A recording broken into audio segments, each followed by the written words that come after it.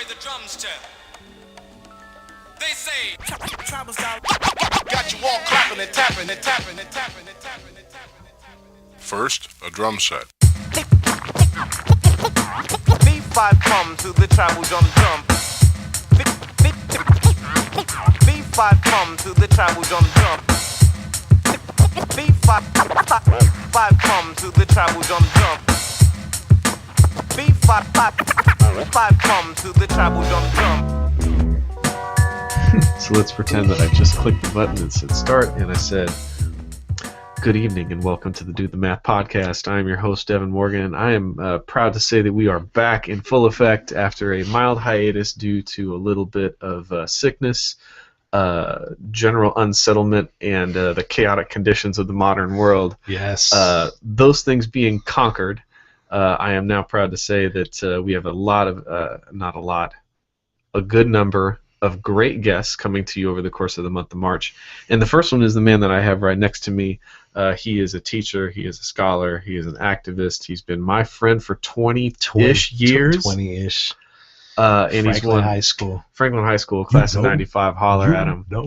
And he's one of my favorite human beings on this earth, my man Freedom Allah. My man, thank you. Brother. Thank you. Appreciate it. Good to course. reconnect Yes. and, stay in touch over the years. I mean, and there was actually a really, really large gap of time I know. that was just closed up maybe like a year ago. Yeah, kind of. I mean, I think we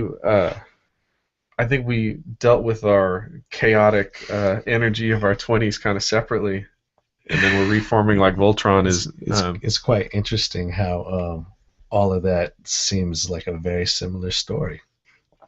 Yeah, you and I kind of coincidentally went through some similar situations in the personal transgressions of young men trying to find fulfillment and happiness. In the modern world. In the modern world, right. And yeah, that is a trip. Yeah. That is a trip. So to the point, one of the issues that I've talked about previously is kind of this idea of the complete and total front-to-back revolution that's been provided to us by the internet when it comes to disseminating information, and the lack of that revolution when it comes to the machinery that the second wave of Seattle hip-hop had to deal with in terms of getting its music message information out, which kind of leaves us with this like a cyclical cycle of information when you have stories that are told about the Central District of Seattle and the South End that don't have the machinery to escape the geographic boundaries of the areas that these stories are told in. Which, one of the things... I'm going to go down this alley real quick, even though it's hella early. All right. We going in. If we wanted to achieve any kind of more universal understanding and compassion for the human beings that walk this earth that don't necessarily have the exact melanin content of what's in your skin, I might offer that the opportunity that the internet provides is for us to have a more broader understanding of people other than yourself. Maybe. Because the idealized perspective on that would be to think that we can know what everybody's going through and take the assholes of all shapes, size, colors, and configurations, slide them over to the side, and what you're left with are people that can learn about other people. Right. There is some opportunity there. But that's also like 98.7% bullshit, because what we find on the internet is a lot of people just this fucking intellectual circle jerk where you stay around the fucking dummies that confirm the shit that you already believe. Yeah, I mean, you ever read like the commentary on maybe like a Reddit or even on YouTube? It's awful. Videos or the commentary on World Star Hip Hop. Yeah, you can't. I had to stop watching World Star Hip Hop in April. It's about to be a year. I've been abstaining from World Star. You get a chip for that, right? I think so. Because it was. I mean, I get it. I understand how addicting it is to just be sucked up into the nuances of everyday life. But then, at a certain point, you start to just reinforce that shit. Yeah. And by watching or commenting or recording your own video to put up on World Star Hip Yeah. Hop. Yeah. I mean, I look at, we were talking about this before. I look back at my high school experience with a tremendous amount of joy and appreciation.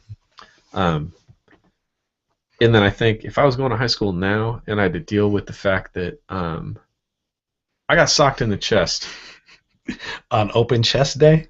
No, this wasn't an open chest day. It was some other dumb shit. But in Franklin High School, standing in front of the keys, right in front of the school, I got socked in the chest, and I don't even know the dude's name, honestly. What year were we? I think I was a freshman. Okay. So it was just some freshman shit. I think the seniors back then were scary when we were freshmen. Yeah, class of '92, right? Yeah, was it Corey Dillon in that? That was the Corey Dillon, Corey Sampson. Yeah.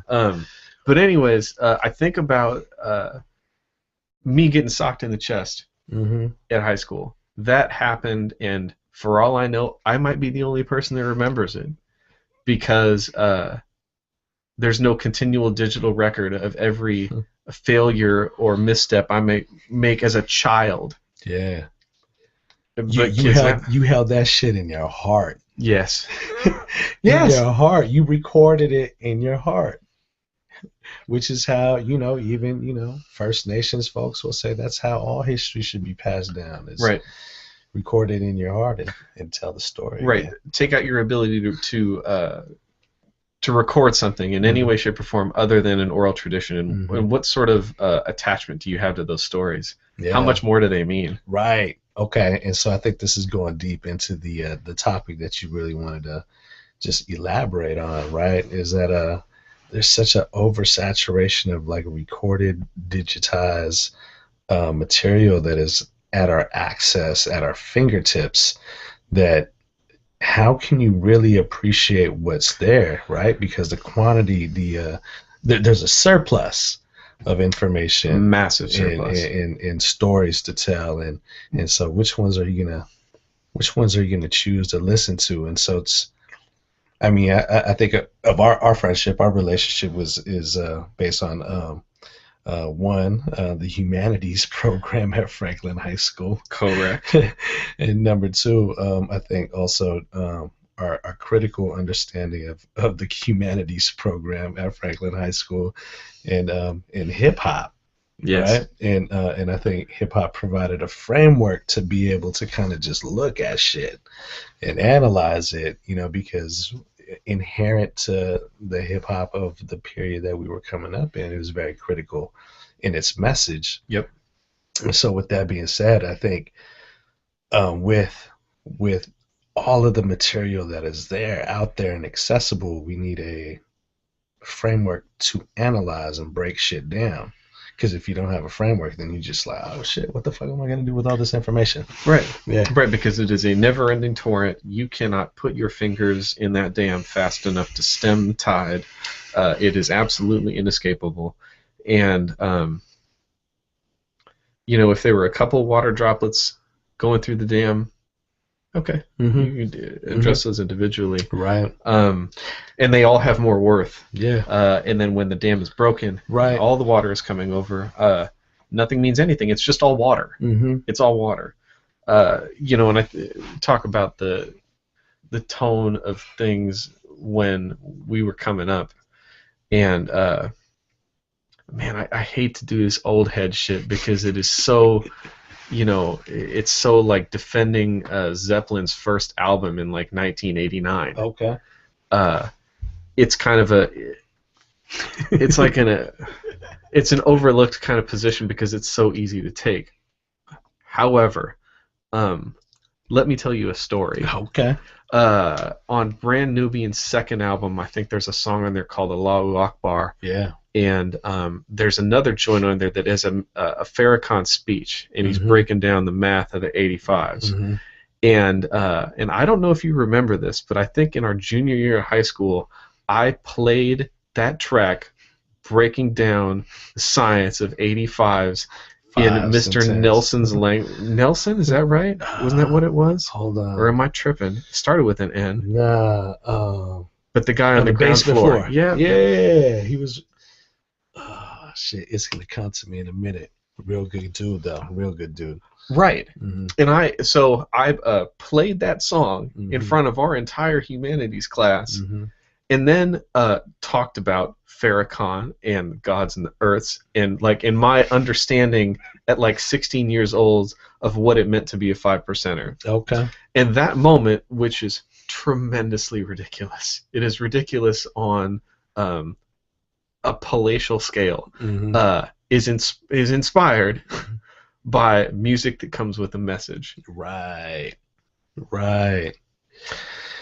And I don't know what your message is Today. today.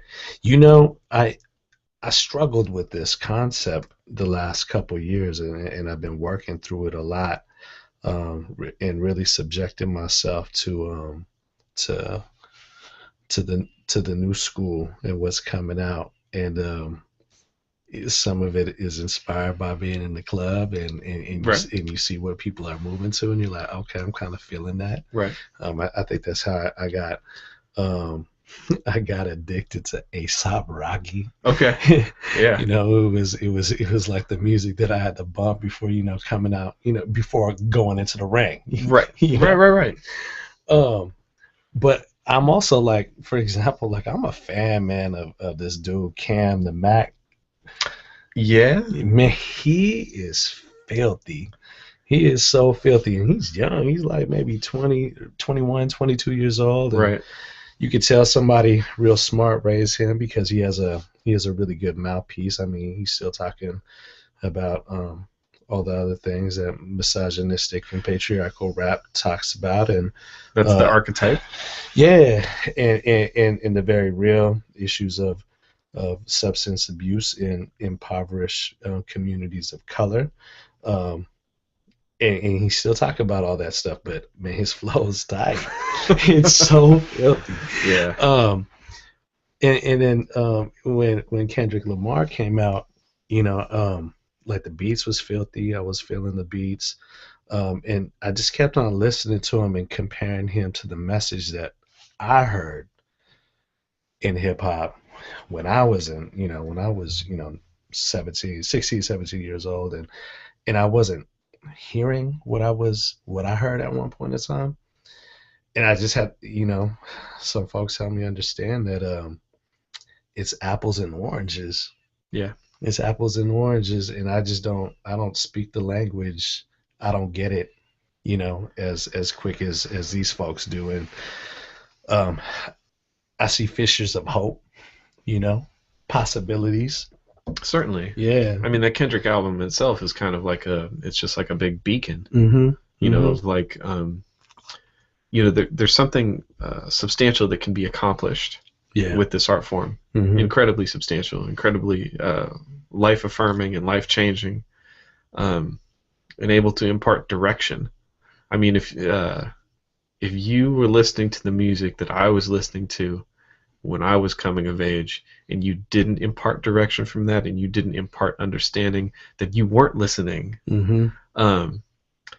But yeah, I mean, what Kendrick was able to establish with that record, it's just it's a monumental thing. It's capable of great heights, and one of the reasons of what compels me to do this podcast and talk about tribal productions and talking about albums that came out on cassette tape in the early '90s, is because of the depth of what is conveyed. Mm-hmm.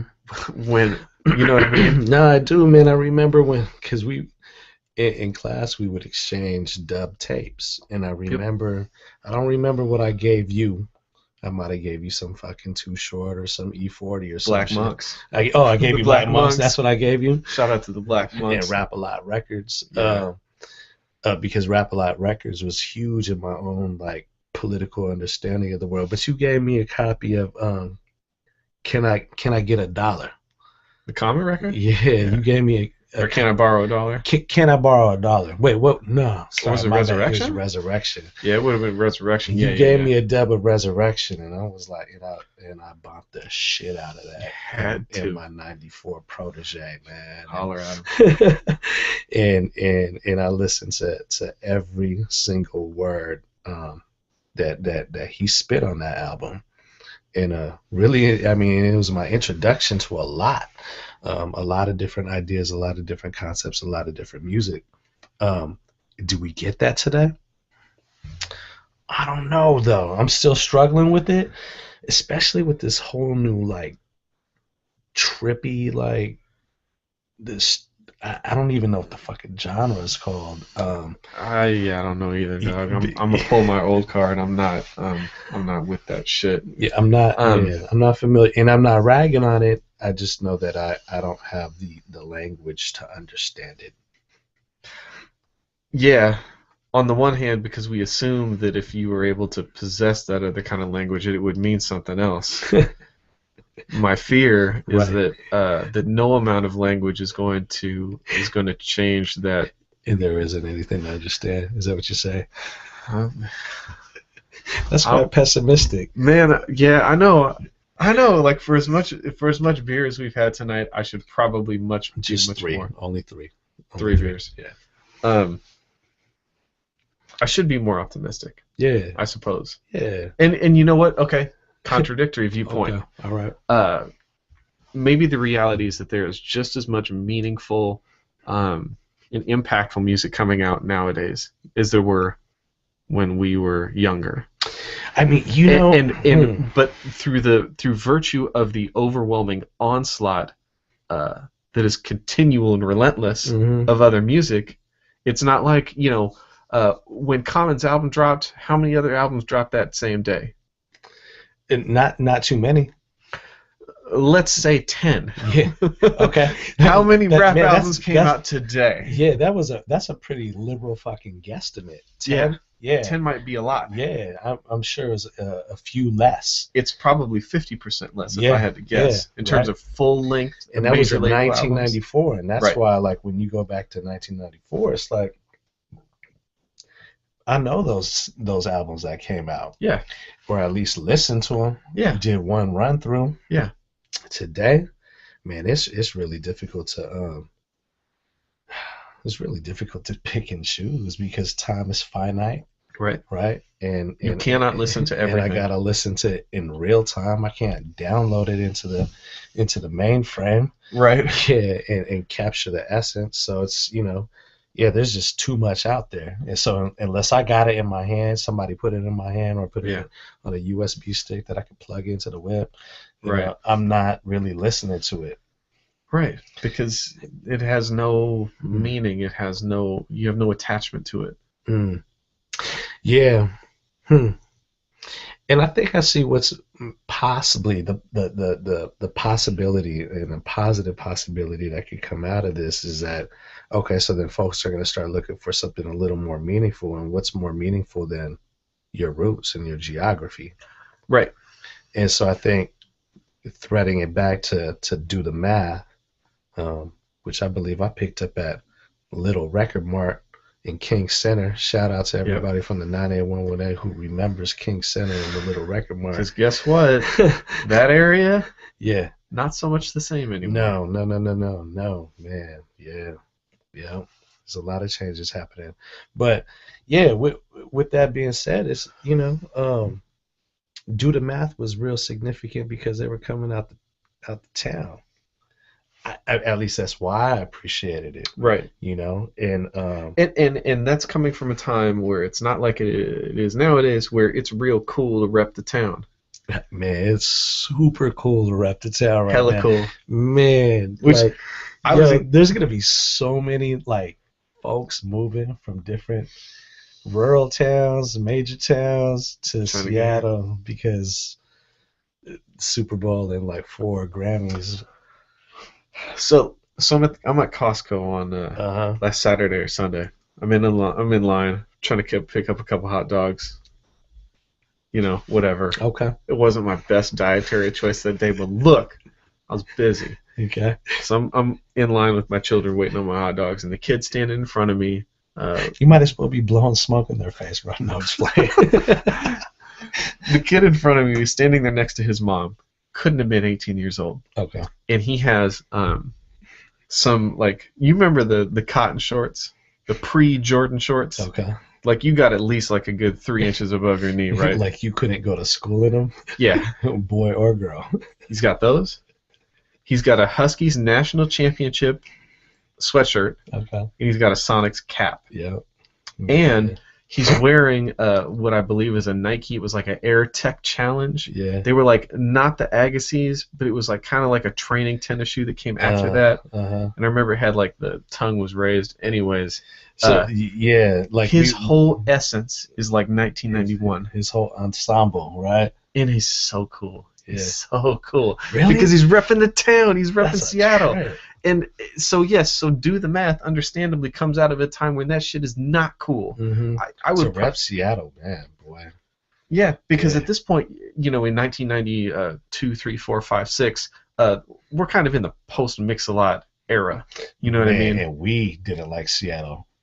No, why would you? In the post-Mix-a-Lot, man, like, I mean, right, like when Baby Got Back came out, like It was embarrassing. Man, it was hard to say I was from Seattle. Yeah. I see people like fake rap to that song because that's still a thing in 2014 is white people like awkwardly rapping. I was just in a bar, Man. karaoke night, dive bar, and that definitely was on the list. Look, so this whole like Jimmy Fallon, Justin Timberlake history of rap, miss me with exactly fucking every iota of that bullshit. I am Yeah. sorry, that is patronizing and it is man, I mean, No. you know what's crazy is actually when they walk out into the crowd, right, and they close up each session and the crowd full of white arms raised up. I mean, it kind of bugs me out. and nobody's There's no mandatory busing at Right. the Jimmy Fallon show. No, absolutely not. Absolutely not. They're not going to stick to a 30-30-30 No. Generally Asian, generally African American, generally Caucasian population. Mexicans hadn't made it up to Seattle yet. Right, Yeah. apparently. Yeah, at that time. Yeah. We're speaking about mandatory busing at the Seattle Public Schools, a policy which was enacted in an effort to racially mix our schools north and south of the Ship Canal. Correct. Yeah, in the interest of ensuring a democratic and equal allotment of education Right. to the various different communities of Seattle. Anyway, so we're poking fun, just little context. Anyways, yes, Mix-a-Lot, post-90s, embarrassing. That's why the Seahawk win is actually kind of fucking huge for us. Yeah, I mean it's all context, right? on It's top of Mix-a-Lot's and Mix-a-Lot, and let me clarify, Swass was the shit. It is a magnificent album, and I would probably go so far as to say the Seminar is also filthy as well. Oh man, Um, Beepers. Yeah, my hoopty rolling. Oh, tell Pipe Dragon He don't don't work, but my girl keeps snagging. 6'9" Buick, Deuce keeps rolling. One hubcap, cause 3 got stolen. Oh yes, yeah. So Seminar was pretty tight too, but again, by 1993, 94, 95, we are post Mix-a-Lot era, 100%. And not only did that, I'm gonna beat this drum again. You're also in the absolute midst of a fetishization of Seattle rock groups. Ooh, Yeah, I went there. grunge. Wonderful. Yeah. You know what? I still haven't listened to any Nirvana albums. You know what? Today on Spotify, and I was working late today trying to catch up, and I threw in Nirvana. Not because I listen to Nirvana regularly, but I was just in the Philippines in December, and folks were like, "Yo, Nirvana." And I was like, Right. I don't even. Right, but that's one of previous to any other local new local developments. That's kind of our calling card. Yeah, that's right. Mix-a-Lot and grunge. Those were tough years. Yeah, Those were super tough years. yeah, Yeah, and But- then Bay Area rap that made it to Seattle. yeah. Yeah. So back to your point then. Well, and for Bay Area rap, I mean, the reality is that you when Tribal Productions, when the untranslated tape came out, and when Do the Math came out, again, to kind of sum up our context here, it would be more popular to rep the Bay Area in Seattle than it would be to rep Seattle in Seattle. Mm-hmm. Mm-hmm. It's not like that nowadays. No, and good. I mean, I think, Right. I think, Seattle in itself has struggled hard to really build its own identity, and now that it's here, I'm actually kind of scared, man. Like, the whole landscape of our city has changed. It's hard to meet somebody who's originally from the town, and I feel like when I drive through or hang out, which I don't do enough yet, or too often, is hang out in Tacoma. I'm like, oh shit, Seattle used to be just like this. Right. A small town trying to be a big city. Yes. Man, it's a big city now. Yeah, we are 100% unquestionably in that era. Yeah. And conflict of interest alert. Shout out to my man Dre's, who just dropped a song called "The Hood Ain't the Same," which features a video of the same song, "The Hood Ain't the Same," directed by moi. Nice. In one nice plug. Right. But to that point, one of the things that when Doomy and I spoke was kind of this idea of capturing not only the architectural significance of gentrification, it's crazy, but the human impact, because those buildings aren't there unoccupied. They're people. Yeah. They're people that make up communities, and those things are shifting drastically. It's a trip, man. I mean, I think in many ways the market economy has dehumanized civil society and has subjected us to the laws of Darwinism. I mean, if I mean, it's a trip. It's right, like, because the folks who now occupy these areas, the Central District or High Point or Southside Seattle, or the folks who are moving in, Georgetown, South Park, in order for them to feel completely right with it, it's just like, hey, well, that's the market. It's the way the market works. I heard Bruce Harrell speak recently at the event that we had at the Mohi. Okay. Or not at the Mohi, at the EMP. Shout out to the EMP. Shout out to 50 Next. Bruce Harrell was talking about gentrification, and I think he was trying to frame two different points of view, which is often difficult for some people to conceptualize, which is kind of a sad thing. But anyways, to try to put this succinctly, what Bruce Harrell was suggesting is that gentrification can be treated kind of in two different ways. One of those ways is to acknowledge that you cannot necessarily, you can't tell another man not to put money in his pocket if selling his home allows him to do so, especially if it allows you to capitalize on something that you otherwise are never going to have the opportunity to do so. The point is that you can't necessarily say you can't prohibit that behavior. The reality is you're not going to. But what you can also do is acknowledge that banded together that there's a lot of potential for change that can be accomplished by,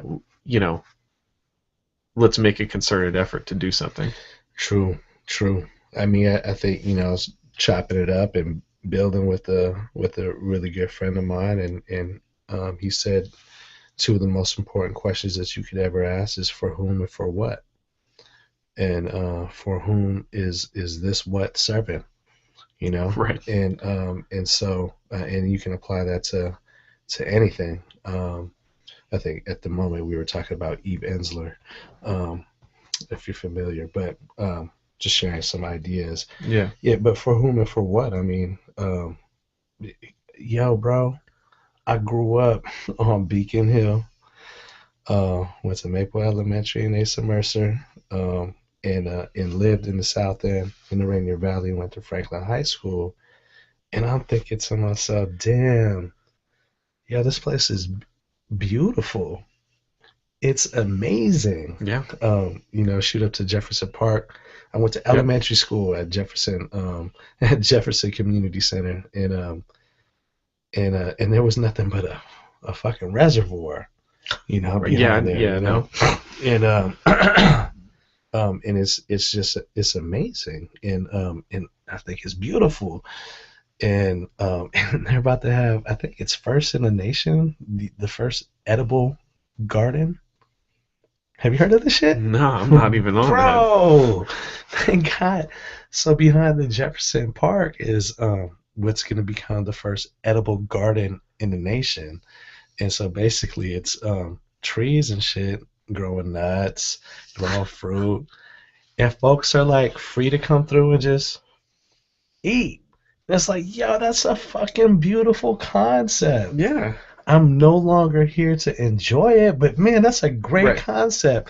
Shoot over to the Oak, and shout out to the folks, the bartenders at the Oak, who are really good people, not necessarily from Seattle, but they're good people. And I shoot up in there with my homeboy, and we just roll up in there just to kind of just be a reminder, Right.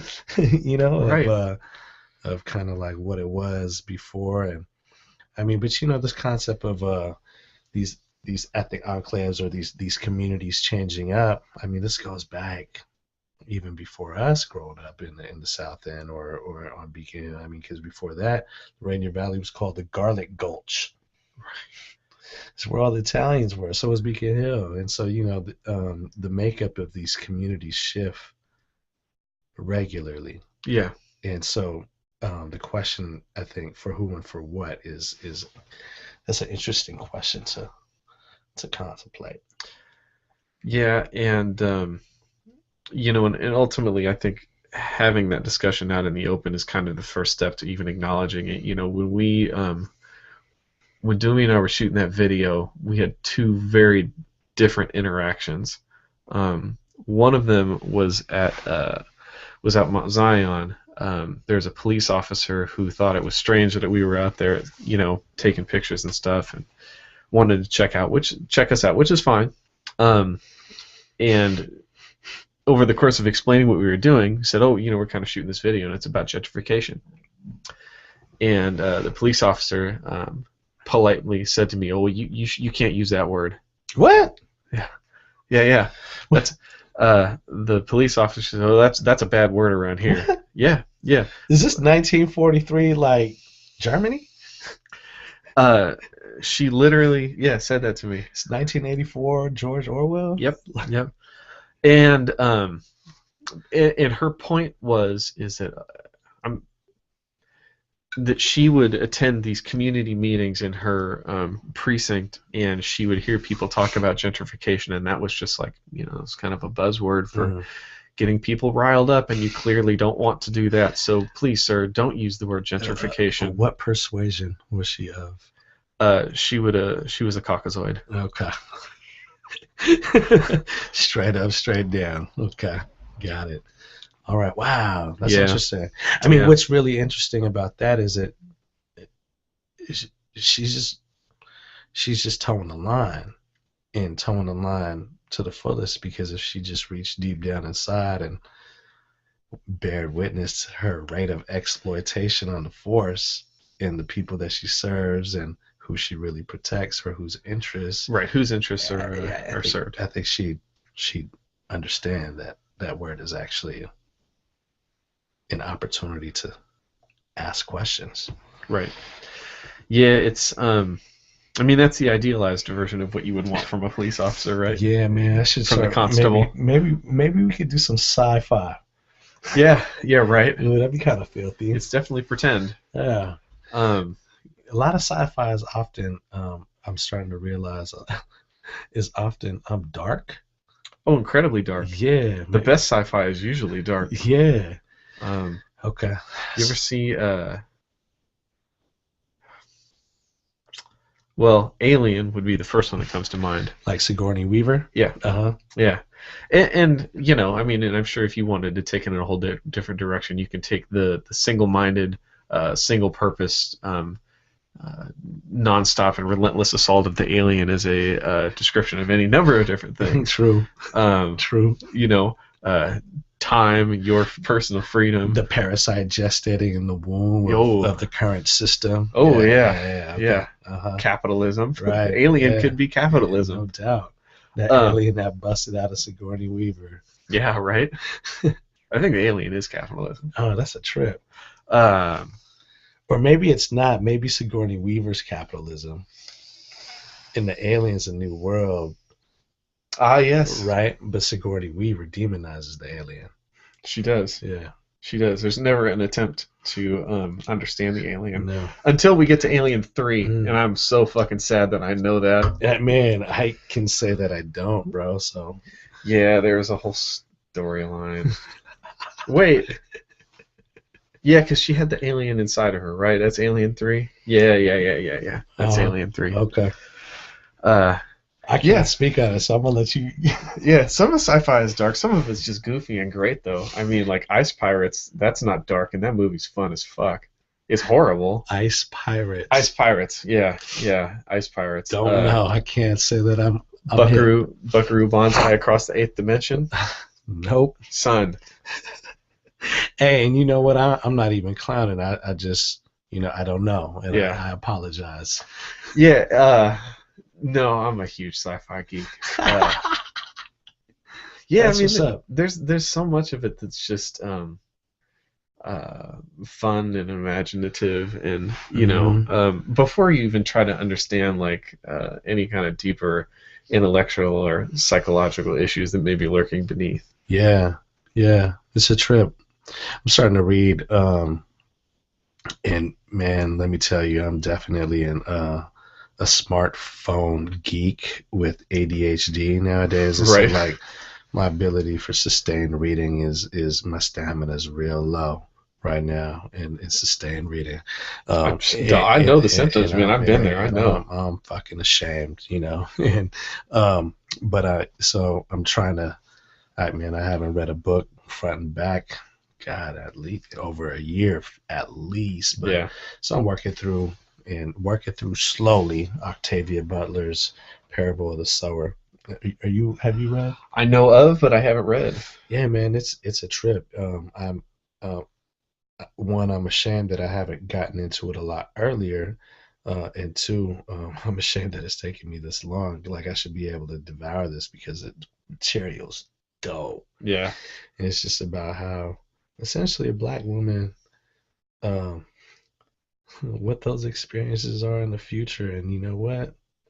Damn, this book is starting to seem a lot like Orwell's 1984, and that like a lot of these truths being spoken about by the sci-fictionist, man, it's pretty on point. Huh, yeah, I gotta get into that. Yeah, but I think bringing it back to gentrification, and even in tribal, and shit's changing rapidly. Yeah. Rapidly, and the internet is a medium for that. Yeah. Set. Let me just spike it back home. Well, I guess the internet is a vehicle for that. Yeah, it's a time of crazy contradiction that we live in, and crazy juxtaposition. But I think in the 20 minutes that we did earlier, when the mic was off, I brought up this idea of it's 2014, and on the one hand, you can have a job being the sign person on the side of the road, with the Statue of Liberty, the tax place, or the fucking thing of pizza. Yeah. That's a job. Someone pays you. You show you leave your home. You drive to a place.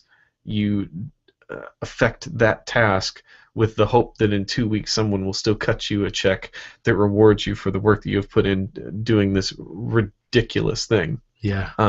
That's a job. Right.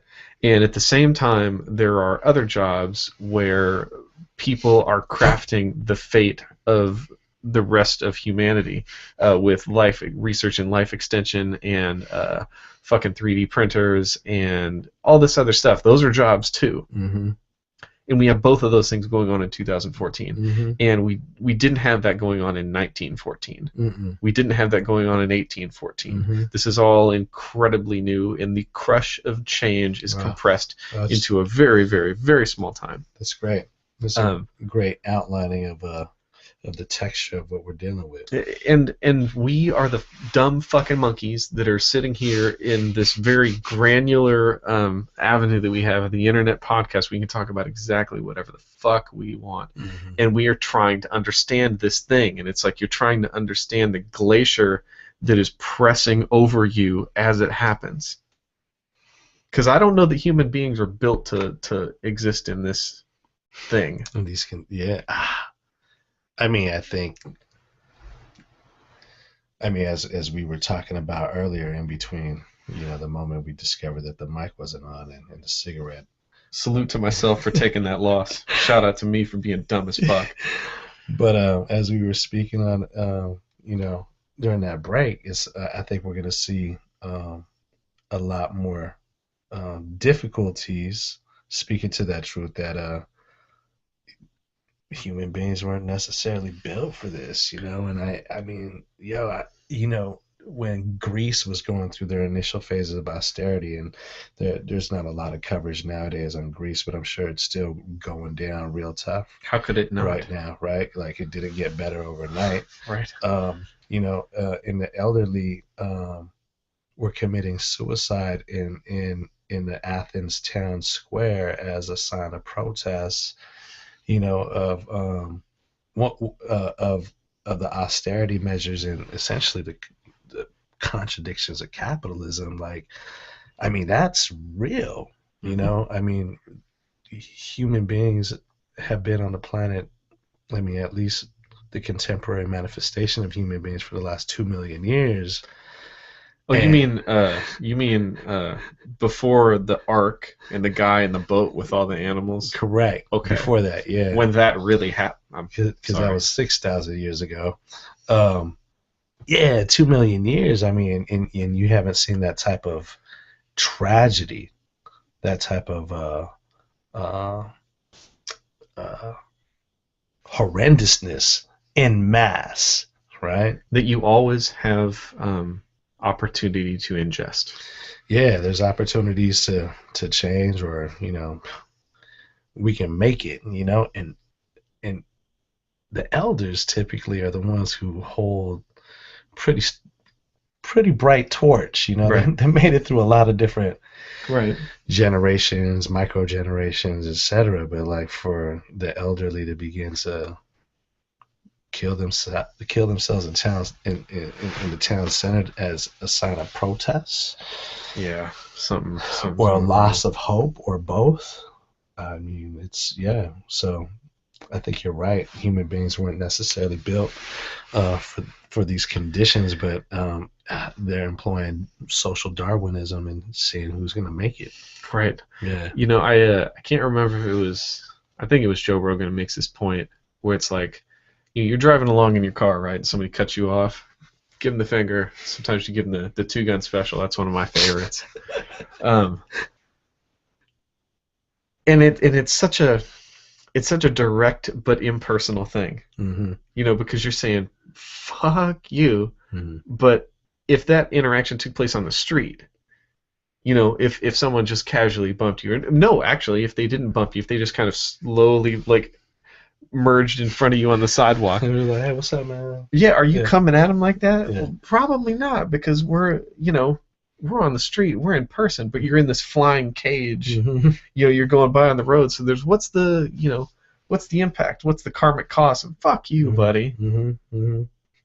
I don't know that, so I say that to say that I would say that if I was arguing that we are not built for this life, that's one of the examples I would give you. Ah, nice. Okay. So what are we gonna do with this? I don't know. Trying to find clarity, find peace, find contentment, find happiness. I am not on that rut from True Detective shit. I believe that there is you have the capability to find contentment in this life, and that doesn't necessarily mean that you're tied to another human being. I would actually argue that if you can find contentment with yourself, then you're probably more likely to find contentment with another human being. That's man, that's some guru shit right there. And that's like some spiritual leader type sciences right there, man. well, That's here's good. the Kool-Aid is over here. That's good stuff. You only get that type of stuff if you go through a divorce. That is exactly 100% true. That is, yeah. Yeah. Pretty much, and a whole bunch of other shit. Especially because you non-divorced motherfuckers don't understand what it's like to say, yes, I accept the archetype that I am going to sign a piece of paper to say that another person has half of my stuff, and we are going to be together through life and through death because this love is eternal. We decide to do that thing. And then it doesn't work. For a number of different reasons. Yeah. Some of them justifiable, some of them not justifiable. But the point is that we fail all the time. Oh man, we fail. Some more than others. We fail all the time, right? And we kind of accept that. That's almost like it's a thing. You try, you don't give up, which is to say that you fail, and then perhaps you get it correct at some later date. But don't let this failure dissuade you from continuing to try, right? We accept and kind of conditionalize the fact that we are going to fail. However, we accept and publish this idea, perhaps because it's profitable, that in marriage, you should not fail. You should choose one time, and not being able to do that or making a mistake in that decision, that's a failure that we do not tolerate. I mean, if you put it in the context of like the era that we were raised in, like the pre-internet era, not to say that the internet has anything to do with World Star Hip Hop may have something to do with the divorce rate. It might have something to do with any number of awful conditions of our world. True that. Spelling, like a worsening level of spelling quality. Right. If the guy that writes for Media Takeout has the ability to look down his nose at your writing, then you are doing something fucking irreplaceably wrong. Yeah. But yeah, anyways, divorce, World Star, hip hop, things change. In the context we come up in a period of, again, I'll bring it back to the economy that our parents navigated through, which is a relatively strong economy, which is based off of war production and heavy industry. Right. And so that facilitated these concepts and facilitated and reinforced cultural notions passed down through Judeo-Christian traditions, reinforced the nuclear family. And so we had that as at least the theory that is imposed on us as we're coming up. Right. Not necessarily the practice, because we would discover that, a lot of shit was happening on the under that wasn't published or publicized. It's not part of the dogma. It's not part of the dogma, so you don't talk about it. And I mean, I think the theoretical term for that would be patriarchy, or yes. In the Filipino community, we call it feudal patriarchy, and like you just know a bunch of uncles who had a lot of different situations going on, whatever. That is to say that although we had this dogma imposed on us, a lot of shit was happening on the under, and we saw all that. And so nowadays, it's a lot different, and it's changing up rapidly. Right. And it must be hard to be married in these conditions. Hats off. Well, boy, do I want to get extra personal with the Do the Math podcast? Nah, man. Son. Not yet. Okay. Not yet. Stay in the shallow end of the pool. I know, right? I should probably just say that you cannot overstate the importance of communication. Because at the end of the day, every interaction or possibly transaction you have with the person that you're trying to spend the rest of your life with is all based around communication. And the reality is that I think some people communicate better with others. True. Um, That's real. That's real, man. In fact, actually, when I was listening to you, I wasn't even thinking about just your intimate partner for life. I think the basic building block of community building, is just communication. And some of us can communicate better with each other, and some of us, I'll be quite fucking honest, like I may agree with you on certain principles and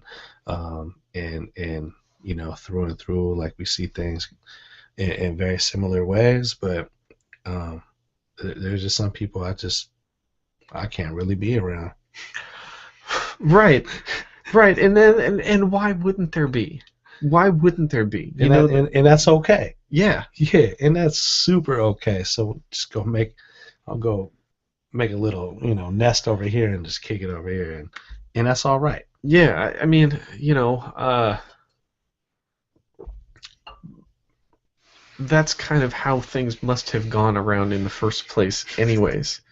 Because it's like at a certain point, you have enough amoebas that turn into bipedal beings that are out there, and you get large enough tribes where you could certainly be like, well, we've got like 10 of us over here, and that guy's a fucking dick. Yeah. So let's go be on these fields. Right. Man, I was just watching this like video. It's kind of like a video meme. I don't even know if that's a term, but it's not an actual infographic, but it was like about 30 seconds. The attention span has dropped incredibly significantly, short. Right? Because if it was like 22 seconds, you'd probably just kind of fast forward to about like 17 seconds left. Right. That's when the good stuff happens. And see the end, the money shot. Yes. So with that, I saw this infographic or internet meme on monkeys, and how monkeys generally stay in communities, in average 25. Okay. I forget if they're called a pack. I don't remember what the plural term is. But pack sounds right. Yeah, in their pack, if it exceeds, however, over like roughly around 125, that's the cap. Yeah. Yeah, because socially... what's the name for that number? Because socially, it's just hard to sustain more than that number of relationships in this pack. Right. Now, I mean, humans being more advanced, or at least that's what I've been told. And there's obviously a material basis. Humans are more advanced than monkeys. Materially. So there's a possibility that number's amplified. Right. A little bit more. But at a certain point, not much more. No, because there's still a breaking point where relationships have meaning or that doesn't have meaning. And that kind of goes for the music too. I think. Okay. Yeah, we're bringing it back. We finally getting back to our first 10 minutes that didn't get recorded. I think. Thanks for staying with us. That it could just be emblematic of the process. When you have too many, none of it means anything.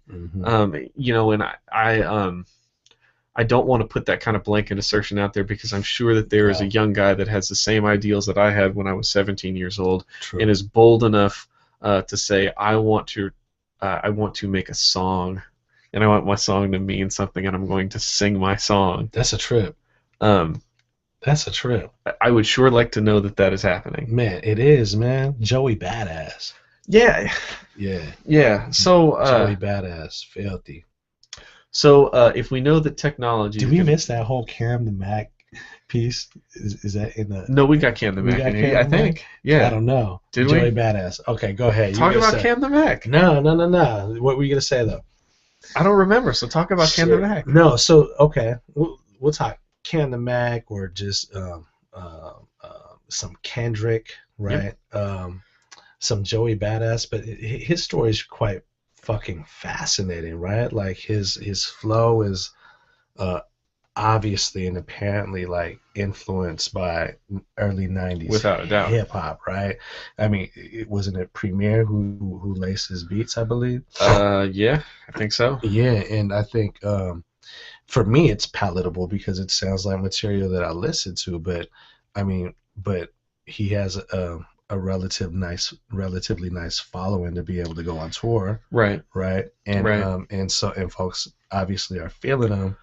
Right. So And that I don't- possibility's out there. Yeah, it is. I don't necessarily understand what the fuck he's saying, but like it sounds good and it sounds like shit that I listen to. Right.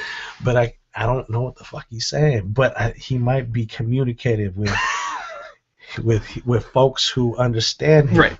Right. It's like his peer group. right. It's like Camp Low. You don't know what they're saying, but it really sounds hella good. Still don't know what the fuck those guys are saying. Nope. Nope. I Yeah, really don't. yeah. I have every words of every song on that fucking first album memorized, and it's all gibberish. It really is. Yeah. I mean, with all due respect. Yeah. Like- Shout out to like, Geechee Suede. Yeah, I mean, man. no, like that's an album I'll bump forever too. Oh yeah. I still don't understand though. Those you know the Lucchini horns. Okay. Um, Yeah. that makes me emotional. Dog, I am not even kidding. That makes me emotional. Like if you don't hear those horns sampled from Dynasty's Adventures in the Land of Uh-huh. Music, which is a fantastic song in and of itself. Okay. If you don't hit those, that's just like it's an archetype for everything, all of the beauty that is possible with an early 90s kind of a culmination Yeah. of recording technique and sampling bass and all those things that lead together to somebody to find that loop, that horn loop for the first time Yeah. and be like, I'm going to kill this shit, Right. you know? It's on some other level shit right now. Yeah. Yeah, it's definitely on a different level. I mean, yeah, and I'll acknowledge I'm analog in a digital world, you know, and so I definitely, you know, give props to the youngins out there making music, and everybody's a fucking like rapper now, and everybody is making beats, and If you don't have like two separation removed from someone that's rapping, yeah, you're not really living. you're not living in the world. Yeah, you need to kind of rethink about your circle because the Yeah. reality is that everybody's like two rows separated from somebody no that's doubt. rapping. That's true. That's true. But yeah, it's interesting, man. I was at the Oak on Beacon Hill, Mm-hmm. and the bartenders there are music fucking aficionados, man. Right. And, actually, all the staff there, brothers who work in the back, you know, who come out and have a meal during their breaks, Right. like chop it up about music, and they were hipping me to this dude named Twami. I'm not knowing. Twami, I think his name is Twami. He's like, Yeah. he's like 20, 21 out of Atlanta, making like trippy EDM type hip hop beats. That's like a thing now. Yo, it's huge. It's a thing. It's so huge. Yeah. And I don't get it, but they seem to really enjoy it. Right. And they're really good guys. So Right. like, I'm like, okay, cool. Well, Yeah. let's be cool. I'm not gonna be bumping in my whip. Yeah. That's talking like old dudes right now. Huh? I know. Shout out to Kingdom Crumbs. Shout out to the whole Cloud Nice. Shout out to Sax G. Shout out to DJ Topsman. Shout out to anybody, any number of different Seattle groups right now that are doing something that is incredibly different and personal, and it all happens to come from the same city simultaneously. Mhm. And that's pretty dope because you could take a physics record, and you could take a Nacho Picasso record, and you could take a BFA record, and you could take a Jake One production, and you could take Shabazz Palaces, and you could put all those records out. Wow. And then you could say, oh, fun fact, Yeah. this all comes from the same place. Yeah. Um, That's And a trip, man. yeah. When you were spitting those names, I was like, wow, yeah. I there's like music from all these people. and they're all here. Yeah. And they're all here. And so I wonder if one of the things that may transpire, or that could happen, is we've got this overwhelming torrent of music, right? And it's coming from everywhere. Mm-hmm. Everywhere. But I can tell you personally that I am attached to stuff that comes from here. Yeah. I've kind of regionalized my music preferences. The reality is that the last couple of Rick Ross records, other than Jake's tracks or J. Cole or even Lupe, I don't listen to. I don't intake. Mm-hmm. But when Jarv D from the town drops a record, Mhm. yeah, I'm there. Kingdom Crumbs, Mm-hmm. Avatar. I mean, anybody that we've already kind of previously mentioned. I canned it. Sweatshirt and Choo. Have you heard Sweatshirt and Choo Cheese? Man, you're gonna have to make me a mixtape. Man, that Candid record is probably one of the dopest. You could probably argue that in the last 10 years, it's probably the dopest solo record to come out of the town. Really? Yep. Wasn't it? Candid. Candid. Yeah, he's down with anyway. Yeah. I'll put you on it. Okay. Yeah. I'm super limited. Super limited. I'm still listening to all shit. Yeah, I know. Yeah. I got the. Like I said, man, you gotta put on a flash drive for me. And, I will. yeah. I actually got the DMS record over there. Yeah, that's what I'm talking about. No Sunshine in the Load. Remember that one? Man, I got a citation. Taking ends. Do you remember when you gave me a physical citation for not having the DMS tape in the car? Yeah, man, because we all had the DMS tape. How did you not? How did you not? I mean, it was 6 fucking tracks. Yeah, right. And you knew every fucking verse on that track, on that tape. Yeah, I don't know that DMS gets enough credit because, and that's at least within the framework of this thing here, that might be my omission because honestly, the DMS tape had a humongous impact. At the same time, within kind of probably a 24-ish month window that the Tribal Productions that Do the Math did. Yeah. And that's representing the town again, trying to. Although DMS wasn't super town oriented in their raps, kind of sorta. I mean, they were down with D-Shot, I don't. Anyways, yeah, they were from here. Yeah, they were still shouting out Sewer Park. Yes, King's Deli. Yeah, that's true. That's true. I might have misspoke there. Yeah, I misspoke. Yeah. They were from here in a time when it was not super popular. True that. I mean, they were definitely. I don't remember. Well, I mean, I just don't remember a lot of people rapping back then. So it was actually really cool to hear, folks from the South End or the Central District, rapping. Yeah. And it was good. And it was incredibly good. It was good. It was good material. I've written on in blog form that I would take the untranslated tape or Do the Math and put them against personally really any Tribe, De La, whatever, Wu-Tang of that era. That's tight, man. I'd probably be on that.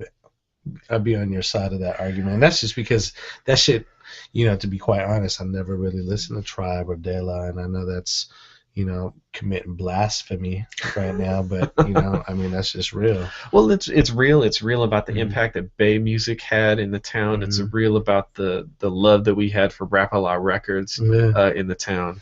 No doubt, man. I mean, I remember anything that was coming out the Bay, man. It was just picking it up. If it was like JT the Bigger Figure. Did you get the dank? Did you get the dank? Yeah, oh my goodness. I mean, of course, sure. Yeah, the Herm records, the West Coast Bad Boys records. Sick with it album. Sugar Wolf, Selly Cell, Spice One, Be Legit. When that Be Legit Savage album came out. Yep. Yeah. The 808 drops on Brought Us Back Chablis are Brought Us Back Chablis. Those are the hardest hitting bass drops that I think I have ever heard, short of like a Magic Mike record. Oh. So here's the thing. I'm gonna play my old card. Remember that time when you brought records just because they had hella bass in them, and it would skip? Yeah, that was just like a thing. Magic Mike has a career putting out bass records. Yeah. CC Lemonhead. Oh, wow. Like the 69 Boys, right? Yeah. Right. Yeah. That's a thing. Mm-hmm. That's a part of Southern hip hop music history that people don't really talk about, or maybe not acknowledge.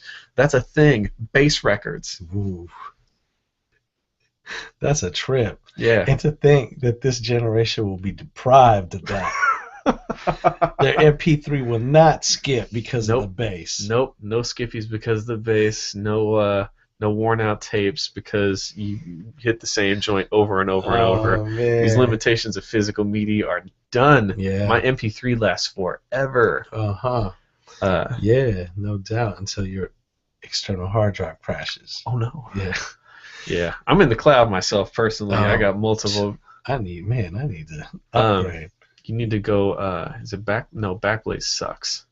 Is it Backblaze I use? I don't know. I'm just always concerned about the federal ramifications because I stay within the periphery of the law at all times. Right. Because I'm 36 and I'm still worried about the law. Some of it is PTSD. A lot of it is because it's still very, very real. No, so because I try not to upload shit. Right, that because might be federally copyrighted. Yeah, because that's going to be the color of the content of the rest of our lives is fearing police. The state. The state. You could be a white girl in Texas running with braids. If it's white girl season, man.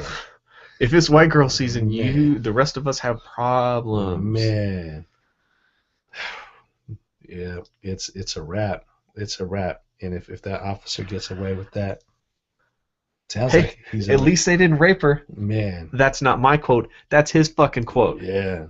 At least we didn't rape her. We didn't go all rapey. Yeah, it's kind of scary. Like, and if the chief of police could say that and feel like he's all right and he's protected and there aren't going to be any ramifications for that comment. No, there is it's pretty scary. It's a hilarious absence of give a shit-itude. Mm-hmm. Mm-hmm. We are so just dick out, don't give a fuck mode that, you know what? Yeah, at least we didn't rape her. You should be fucking thankful. Yeah. That's the position that we take. Yeah. That's a trip. Like, we've exercised mercy on your population, on your women. Yes. You should be thankful. Wow, that's a trip, man. Your just and righteous masters. Mm-hmm. That's a praise trip. us for our forgiveness. Yeah, it's pretty scary, man. That's a scary world.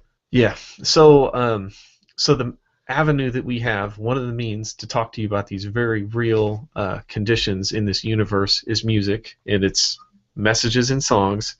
And I hope some of you young kids fucking keep up with the message, because if you can't disseminate that information, you can't disseminate shit.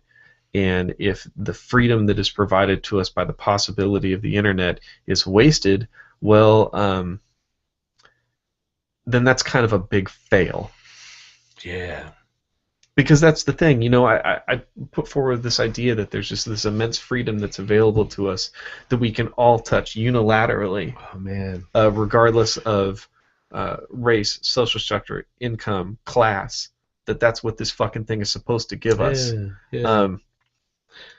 And that's not a universally accepted idea, because you have a certain segment of populations that are corporate controllers, and they say, oh no, we're going to turn this into a class system. Yeah, internet freedom. You quite clearly don't deserve to have the same speed of internet that I do. Yeah. I'm going to prioritize my access to these sites, which are the right places to go. Yeah, you want to go to the wrong places? Well, I'm going to slow you down a little bit. Put you in a slow lane. Just a little. Yeah. Just a little. Give you a little brake check. Yeah. A little brake check on the internet, because it's just information. It's just thoughts. We shouldn't give you unilateral free access to those things. Such a trip. I mean, like, the internet itself, I mean, we could sit here and geek out on it, and in many ways has provided the next step towards genuine equality in the world, and now that its infrastructure has been fully developed. I mean, it's like capitalism slowed down its full development immediately because they had to figure out how to control it and monetize off of it, right? Right. So this tool has been developed, which in many ways can improve and bring human society into another level of civilization. A heightened level of civilization has now been controlled, constricted, and restricted in the interest of the profiteers. It's a trip, man. Yeah, because we continue to allow our lives to be transparent via the internet. And sometimes that transparentness is baseless and silly and ungrounded, and then sometimes it is emotional and it's connected, and it's very real. And we continue to provide technology provides us the means to kind of spread this more and more.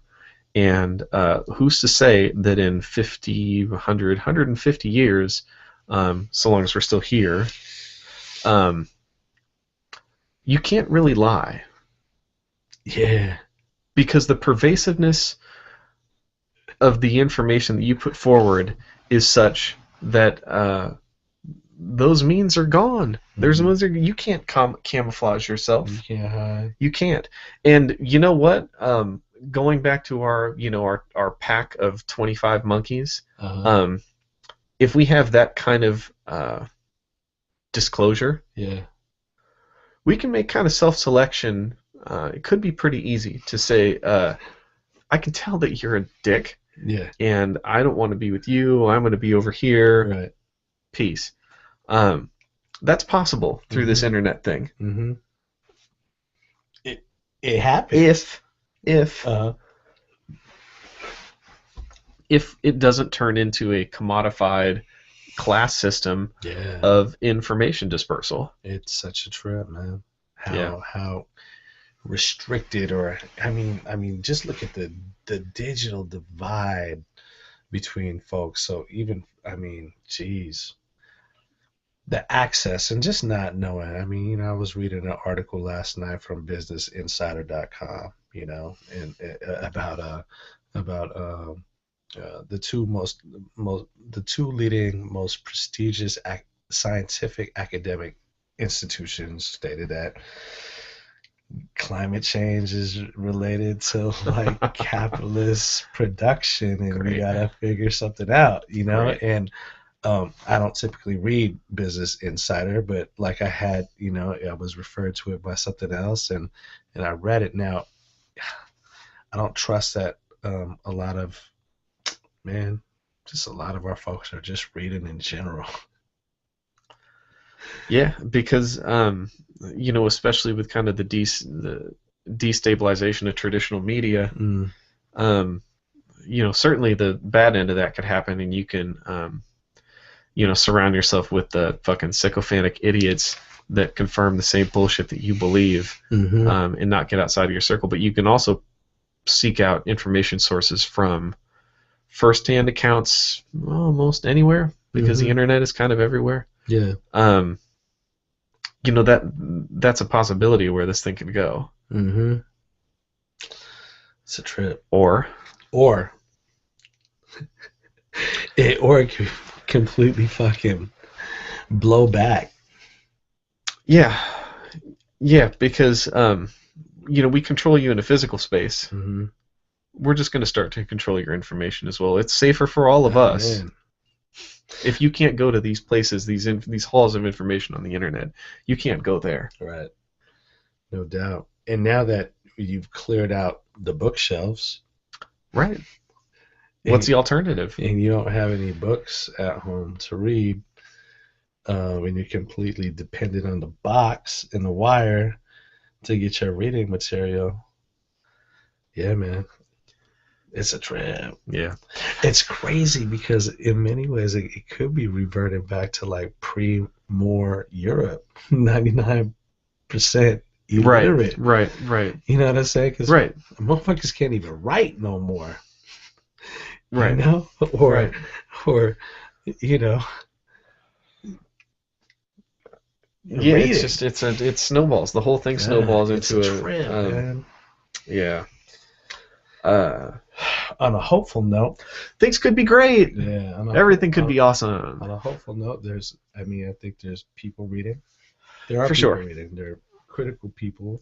People reading and writing and expressing individualized viewpoints you couldn't get 20 years ago. Raising their children to think critically and etc. So it's wild. I think what's just happening is just things are happening so rapidly right now. I completely believe that there possibly could be a mass movement that is born out of the difficulties and strife that is occurring right now here in the United States. There's a possibility. The conditions in terms of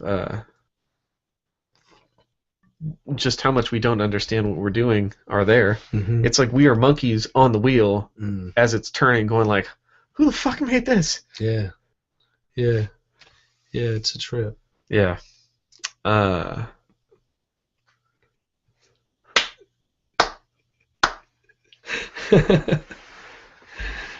I think that's probably a good time for us to start to wrap this up. That's what's up. Shout out to my man Freedom Allah for coming on. Thanks for having me. And we really did bust the scientificals tonight. We'll go back and check for edits we need to make. Yeah, We'll see. I think we're good. Yeah. Yeah. All right. It's all positive. It's all love. Yeah. You know, find some love, find some happiness in your life. Make a song, sing a song, have a message. Inform your fellow man and woman. Shout out to Franklin High School. Man, shout out to Franklin High School because honestly, the 4 years that I had at Franklin High School were probably some of the most important years of my entire life. It has colored the tone of my understanding of this world and this life and the people that make it up. And so salute to mandatory busing. And actually, salute to my mom. Yeah. Salute to my mom because my mom had two choices. Really, I could have gone to Ballard Yeah. or Franklin. Yeah. Ballard at that time was a pile of shit. Franklin was brand new. Yeah. My mom said, send him down there. And you know what? I was supposed to be bused at Ballard.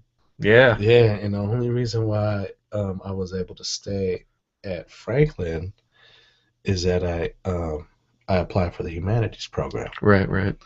I was like one of the 5 folks of color in the humanities program to help color it up a little bit. Yeah, it was the number was a little thin. Yeah. So, anyways, Yeah, that's shout a out trip. Yeah. That's a trip. Shout out to the humanities program. Shout out to Oh, Franklin no High doubt. School. Shout out to mandatory busing. Shout out to Yasiel Puig. Viva Cuba. Puig season. You don't know about Yasiel Puig, do you? I have no clue. Okay. Yeah. I have no clue. Hit me. You can hit me later. Man, so here's the thing. I'm just going to give you this right quick. Okay. The young man is from Cuba. Mm. He has the potential to be the most impactful baseball player that we have seen in years. Like, Hall of Fame guy. Wow. Hall of Fame talent. Plays for the Doyers. For the Los Dodgers. Uh-huh. For the Dodgers. But he's young. Okay. He spent very little time in the minor leagues. He got brought right up to the organization. They start winning, and it's like Yasiel Puig's really interesting, super cool kid. Uh-huh. Oh, he doesn't play the game the right way, Oh. which is Oh. basically code for saying that stuffy old white baseball writers and or coaches aren't going to co-sign or whatever that you're doing, Huh. which may or may not have something to do with melanin percentage in your skin, Mhm. because I'm pretty sure Mhm.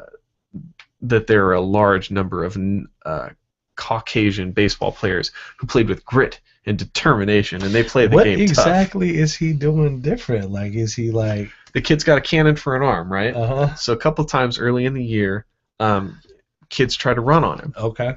gunned him down because he's got a cannon. But sometimes he believes in his cannon so much that he doesn't hit the cutoff man, which in baseball means a lot of the times you're advancing from second to third Right. or third, Got like it. A relay. there was that. Mhm. But other than that, it's mostly just crotchety old fuckers that get mad because the kid has fun. Mhm. He has fun with the game, Mm. and he is absolutely magnificent. Oh, and he also visits. He does all like the Russell Wilson stuff, and I don't say that to like make light. I say Russell Wilson, the best quarterback in the NFL, takes like one day every single fucking week to go visit kids at Children's Hospital, Right. and he doesn't need to do that shit, and he still does it. Puig's all about like these young, young Hispanic kids in the Los Angeles area. Like That's he's out what's there up, like man. bringing them to Dodger Stadium, That's letting them great. play on the field. That's cool. He's a great fucking kid. Mm. Short of him right there. That's what's up. So yes, shout out Yasiel Puig. He was 2 for 3 yesterday with a double and a single RBI double. Wait, are they in spring training right now? Yeah, Okay, all right. yeah. Dodgers playing the hated Arizona Diamondbacks. In Arizona, I said this on Facebook today, and I'm going to say it again. You were doing all of the things to confirm all that I already thought about you. So thank you for making it easy. I mean, damn, Public Enemy came out with that track like in 89? Yeah. 90? No, like 90, 91 by the time I get to Arizona. Yeah, it was on the one after Fear of a Black Planet. So yeah, like 90, 91. They're still fucking up in Arizona. Yeah. That's crazy. So it's like, I mean, that's kind of our self-selection thing. Like, you want to take all the assholes and put them in kind of one place? Mm. Okay, fine. It's like a state of undeveloped human beings.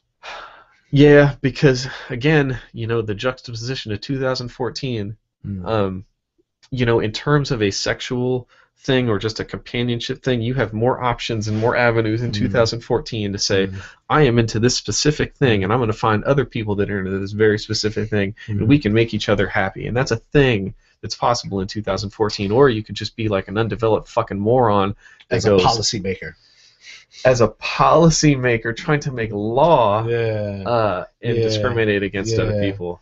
Yeah, I had to self-criticize. It's not a state of like undeveloped human beings. It's a state of undeveloped policymakers. You're right. Yeah. You're right. You're exactly right. You're exactly right. Correct myself. It's that just influence the correct or incorrect thinking of its citizenry. Jeez. Yeah. So shout out to Arizona. Man. Good luck, y'all. Yeah. Shit, good luck to the brown folks. Yeah. Hey, didn't they reverse the Sessenbrenner bill this year? Or today? Man. Today? I had to check my tweets. Anyways. I was slipping on Twitter today, so I might have to get up on that. Me too. And let me say, shout out to a friend of mine who's going through a tough time and has gotten through it. I fucking love you. For the rest of you, I promise we will have another episode very soon. It may not be as good as this one, so sorry for the letdown.